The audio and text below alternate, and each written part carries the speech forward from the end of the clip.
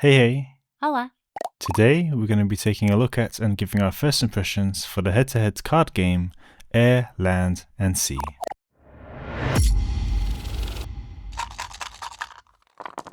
Air, Land and Sea is a two-player card game published by Arcane Wonders in 2019. The game is from designer Jon Perry, with art by Valerio Buonfantino and Stephen Gibson.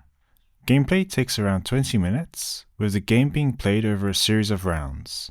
Players will take turns playing one card at a time, resolving any instant or ongoing tactical abilities as you play. To win a round, you have to either control at least 2 out of the 3 theaters after both players have played all of their cards, or convince your opponent to withdraw. Winning a round earns you victory points, with each round representing a battle, and the first player reaching 12 victory points wins the war.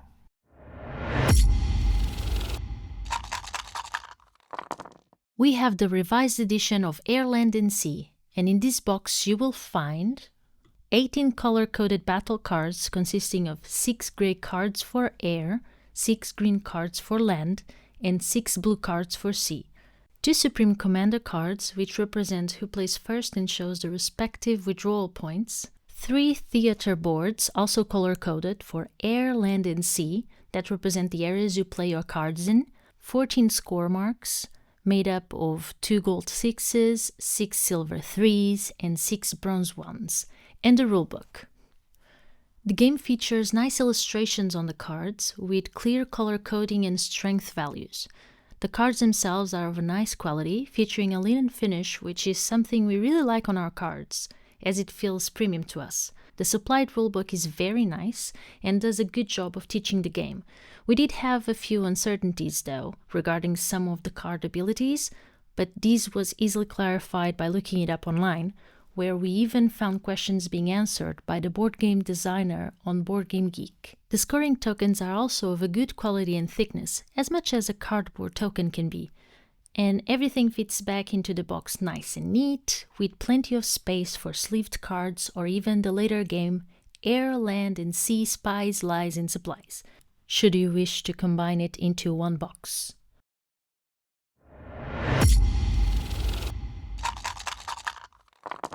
I really like it. It's quick and easy to bring to the table. Yeah, this is a very fun and interesting card game in such a small box. It's not a theme we gravitate towards, but after hearing such good things about it from other folk, we decided to check it out.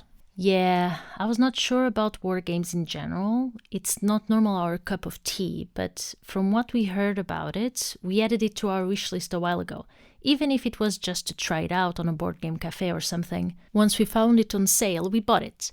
And it even looks good. We got this version especially because we preferred it compared to the Critters version.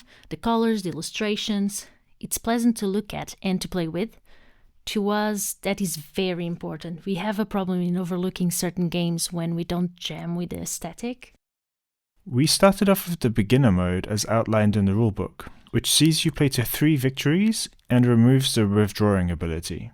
This really helped us in understanding how the game and technical abilities on certain cards work. After that, we played one proper game, also seen in this recording, and again the following day during our board game breakfast. Another one for our breakfast game selection.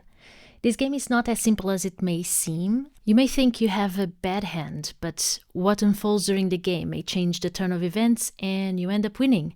Sometimes it's quite visible that Christian is winning and suddenly I play a card or a couple of cards that changes the game and I secure the victory in that battle. Yeah, card by card, this game can really shift in who's got the advantage. Suddenly a card might get flipped and you'll need to pivot your strategy to try and get the upper hand again. And there aren't many cards in this game.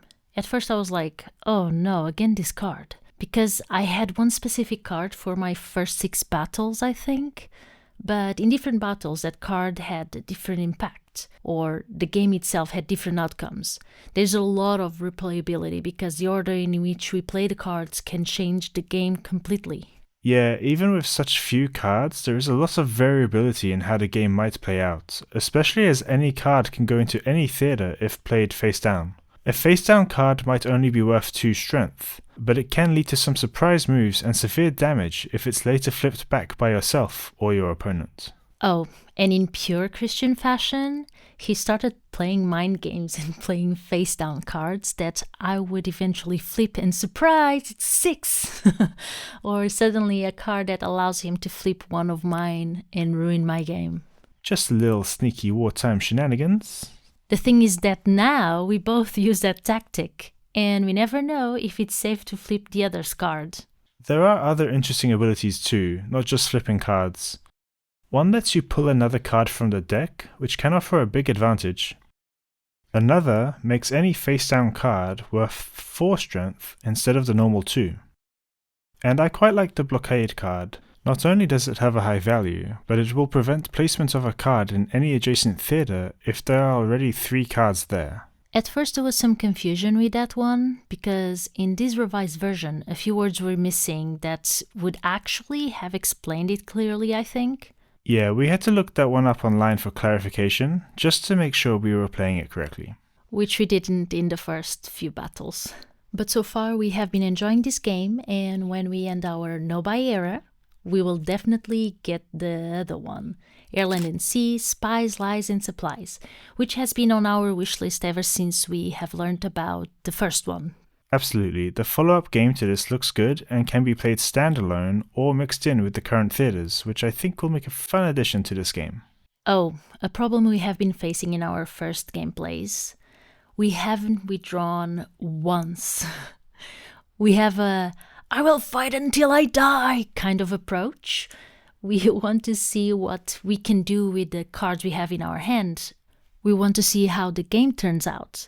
However, we know we would benefit from it, and we will force ourselves to try to play that way. Yeah, it's happened a few times actually that one card at the very end can make a sudden difference in who wins. And I think because of that possibility, we've never opted for the withdrawal option. I've thought about it a few times, but we were normally quite even in points, so I felt safe to continue and see it through. There is always hope. The ability to withdraw is interesting, allowing you to stop a battle early if you think your opponent would win. Depending on how many cards you've got left in your hand, your opponent will win different victory points. Going back to that concept of losing the battle, but winning the war. It is actually quite wholesome in a didactic perspective, and if we apply it to life itself. It teaches people that we don't need to finish something just because we started it. Sometimes we can stop halfway through, because we will gain more if we do so, even when it comes to our mental health. And then, it opens the opportunity to try again, maybe something different, to succeed in the end. On this positive note then, we can wrap up our first impressions of the game Air, Land and Sea. We can firmly recommend this game, even if the war theme isn't one for you. There is a re-themed version which might appeal to you more, and as we understand, that plays exactly the same way. So, thank you all so much for watching. We've been Board Game Beans. You've been you. Have a lovely day and... Happy gaming!